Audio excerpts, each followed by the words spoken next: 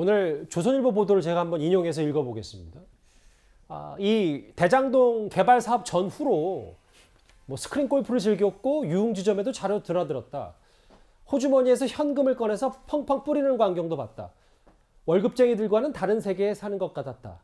전제를 할 건 이건 내부 증언 전원이고 실제로 뭐 이렇게 하는 행동이 범법행위는 아닙니다만 대장동 개발 사업 이후로 뭔가 돈 뭉쳐 오왔다는 증언과 함께 이게 얘기가 들으면서 뭔가 좀 달리 보이는 것 같기도 하고요. 어떻게 보십니까? 그러니까 평범한 모습은 아니죠. 그러니까 그래도 성남시의 산하기관의 고위직이고 경기도의 관광공사 사장까지 했으면 고위직을 지낸 분 아닙니까? 그렇다면 일상적인 보편적 그 삶의 행태가 있을 텐데 만약에 저 관계자들의 증언이 사실이라고 한다면 현금을 뿌리고 현금을 자주 쓴다는 건 사실 누가 봐도 요즘 같은 우리 대한민국의 이 소비 문화에서는 익숙지 않은 모습이거든요. 요즘엔 정말 카드가 정말 잘 돼 있어서 1,000원짜리 이하도 다 카드로 다 되는 세상 아닙니까? 그래서 잔돈 생기기 싫어서 다 카드로 결제하고 현금은 정말 필요한 부분만 조금씩 갖고 다니는 건데 현금을 뿌리고 일부러 카드를 쓰지 않고 현금만을 썼다고 하는 행태를 오랫동안 보였다고 한다면 그건 두 가지 경우입니다. 하나는 부정한 돈을 받아서 쓰기 때문에 표시 안 나는 현금을 쓰는 것이고 두 번째는 돈이 너무 많아서 현금을 쓰는 경우가 있어요. 이건 추측입니다. 예, 그런데 뭐 알려진 바로는 그 당시에 그 고위직을 지낼 때 재산 신고한 게 2억 정도밖에 되지 않는다고 이야기를 하고 있어서 지금 누군가가 그냥 편하게 펑펑 쓸 수 있는 현금을 누군가한테 아주 불로소득처럼 받았다는 이제 그런 정황상 이제 그 추측이 가능한 그런 모습입니다. 그래서 아마도 그런 모습 때문에 유동규 본부장이 2015년에 이 성남의뜰을 설계할 때 수익 구조상 너무나 황당하고 회개한 이 불로소득이 가능한 구조를 만들어 놓고 지금 그게 4천억이라는 그 수익이 지금 특수한 몇 명의 인간 사인들한테 갔기 때문에 문제가 되는 거 아니겠습니까? 그렇다고 한다면 그런 수천억의 돈이 입금될 수 있도록 짜준 사람이 유동규 본부장이라 한다면 당연히 응당에 또 뒷거래가 있을 수 있다는 또 합리적인 의심이 가능하지 않겠어요? 아마 그런 생각을 하니까 현금을 펑펑 쓰고 다니고 카드를 안 썼다는 과거의 모습들이 다시 재조명이 되는 것 같습니다. 또 하나 있어요. 제 옆에 화면이 있습니다. 올해 유동규 전 본부장이 신고한 본인 재산이요.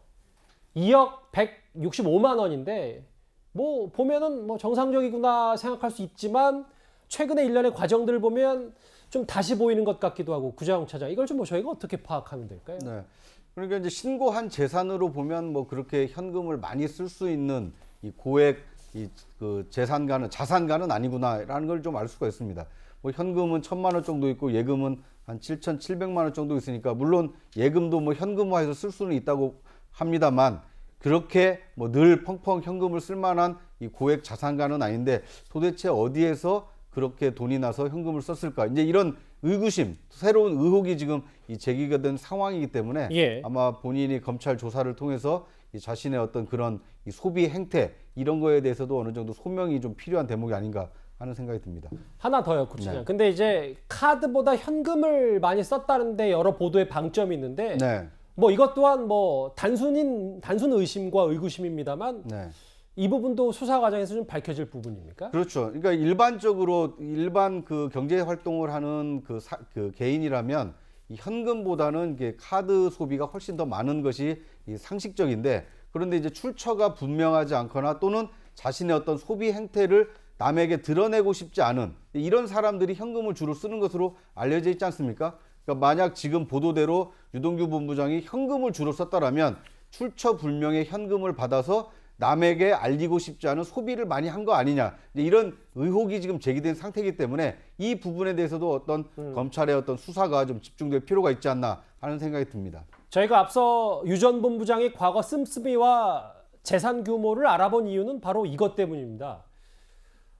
장 변호사님, 오늘 동아일보 보도에 따르면 작년 12월쯤에 유동규 전 본부장이 경기관광공사 사장에서 물러나기 전에 화천대유 관계자에게 거액의 금품, 돈을 요구했다.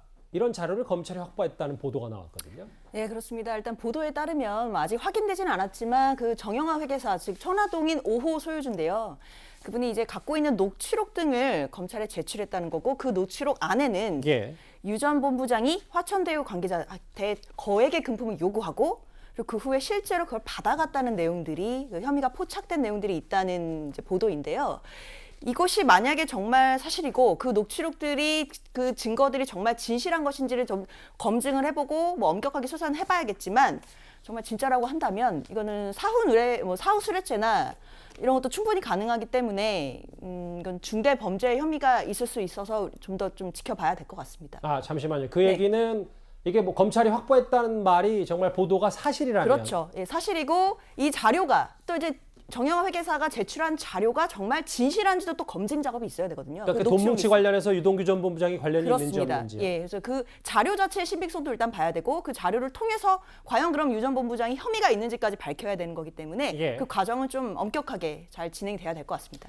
지금 유동규 전 본부장과 관련해서 이 화천대유의 대주주로 알려져 있는 김만배 씨 있지 않습니까? 예. 그분이 지금 화천대유에서 빌려간, 그러니까 대주주 대여금 형태로 빌려간 돈이 한 285억 정도 되고 그 가운데 현금화해서 아직 용처가 정확히 밝혀지지 않은 돈이 약 80억 정도인 것으로 알려지고 있거든요. 그러니까 이 돈이 혹시라도 유동규 전 본부장에게 흘려간 거 아니냐, 이제 이런 의혹이 지금 제기된 상태입니다. 그러니까 앞으로 경찰 수사와 검찰 수사를 통해서 밝혀져야 되는 것이 김만배 대주주는 그 많은 돈을 가져다가 어디에 썼는지, 혹시라도 이 유동규 전 본부장에게 흘러 들어간 것은 아닌지, 이 의혹에 대해서도 이 수사를 통해서 밝혀내야만 하는 그 숙제가 지금 남아 있는 상황입니다. 예.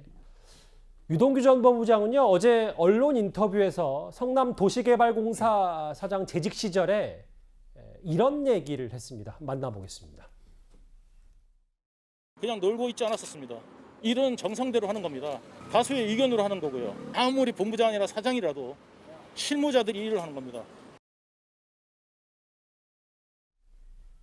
예. 근데 어제 저희 관련해서, 그러니까 앞서 유동규 전 본부장은 성남 도시개발공사 본부장 재직 시절에 정상적인 일을 했다고 했는데요. 근데 초대 성남 도시개발공사 사장의 말을 한번 만나봐야 될 것 같습니다. 화면을 좀 볼 텐데요. 당시에도 실세는 유동규 전 본부장이었다라는 말이 나왔거든요. 그러니까 이제 지금 증언에 따르면 이게 유동규 본부장의 별명이 유원이란 거 아니겠습니까? 이게 뭐냐면 넘버원이라는 뜻이에요. 그러니까 얼마나 성남도시개발공사 안에서 어떤 실세 역할을 했으면 이런 별명이 붙었겠습니까? 더군다나 사장한테 사장 와보라고 그래. 뭐 이런 식의 이야기를 본부장이 했다는 것은 그만큼 유동규 본부장이 이제 내부의 실세로 통했고, 그래서 사장도 못 견디고 이제 그만두고 본인이 사장 직무대행을 했습니다. 아하. 자, 그러다 보니까 이 여러 가지 이번에 대장동 관련해서도 모든 걸 본인 위주로 해서 개발처라는 걸 따로 만들었어요. 원래 하던 심사한 데도 말고 자기가 특별히 만듭니다. 자, 거기에 정모 변호사라는 사람이 있습니다. 이 변호사라는 사람이 이제 4급으로 들어가서 여기 핵심적 역할을 해요. 대장동의 이 심사도 이 양반이 다 맡고. 근데 이 양반이 나와서 지난해 11월 달에 유원 오가닉이라는 회사를 만듭니다. 예. 이 회사가 뭐냐면 이제 이 시점을 잘 보셔야 될 텐데요. 이게 지금 작년 12월 달에 지금 유동규 씨가 경기관공부 사장을 그만둡니다. 자, 근데 이게 지금 뇌물이 그러니까 돈을 요구했다는 시점이 바로 그 시점이거든요. 근데 그 시점에 조금 한 달 앞서서 유원 오가닉이라는 그런 회사를 설립을 해요. 자, 그러면 여기에 지금 정모 변호사가 대표로 있는데 이 양반이 무슨 이야기 하냐면, 아, 이거 사실상 저기 유동규 형님 거다. 본인이 뭐 형님이라고 이야기하고, 왜냐하면 본인이 대표, 본인 부인이 감사 이렇게 돼 있어요. 근데 실질적으로는 본인이 이제 유동규 씨가 여기 회사의 그 실적인 주인이라는 걸 본인이 이야기를 하고 있습니다. 그래서 이 회사 이름이 유원홀딩스로 바뀌어요. 그렇다면 이 회사의 정체가 뭐냐? 바로 여기에 이제 초점이 맞춰져 있는 거죠. 자, 그러면 이 회사를 설립을 할 때 지금 아까 이 구자홍 차장이 이야기했습니다만은 돈을 달라고 했던 시점, 그 시점이 바로 이제 12월 달이잖아요. 예. 그리고 이제 지금 이야기로 따르면 천화동인 1억, 즉 한 1억 정도 투자해서 1,200억 정도를 수입했는데 이게 화천대유 소속입니다. 근데 문제는 여기에 실질적인 주인이 유동규 씨다라는 그런 지금 주장이 있어요. 이게 지금 정영학 회계사가 이런 자료를 제출했다는 이야기도 있고. 자, 그렇다면 이 회사, 유원홀딩스라는 회사를 과연 경기도관광공사 사장을 그만두고 나서 왜 설립을 했을까? 혹여 이 회사가 이런 자금을 관리하기 위해서 만든 회사가 아닐까? 바로 이 지점이 지금 검찰 수사에 제가 볼 때는 핵심적 사안이 아닌가 그런 생각이 듭니다. 어제 저희 채널의 단독 보도 내용이잖아요. 인사를 하려고 해도 유동규 전 본부장이 다 했다. 황무성 전 성남 도시개발공사 사장의 증언까지 나왔습니다. 유동규 전 본부장이 전 실세였는지는 이제 검찰 수사에서 밝혀지겠죠. 다음 화면을 좀 볼까요? 근데 물론 지금은 논란의 중심에 서 있지만 당시에는 표창장까지 받은 유동규 전 본부장인데 글쎄요, 이거 김은식 교수님 저희가 어떻게 받아들이면 될까요?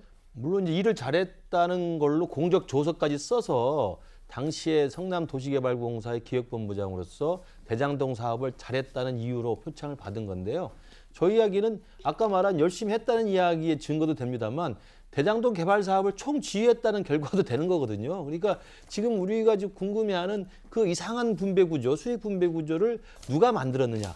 그리고 그 만든 이유가 무엇이고 그러한 것으로 인해서 특혜를 본 사람들한테 뒷거래는 수상한 게 없었느냐는 것이 관심의 초점인데 예. 어쨌든 표창장을 받을 정도로 대장동 사업을 잘 했고 거기에서 뭐 이재명 지사가 자랑하는 것처럼 뭐 5천억을 가져갔든 2천억을 가져갔지만 나머지 생긴 4천억의 엄청난 수익이 지금 몇 명의 특수한 사람들에게 가 있기 때문에 저 표창장으로 본다면 정말 유동규 본부장이 저 상황을 실세로 지금 그 일을 추진했다는 것을 볼 수가 있는 것이고요.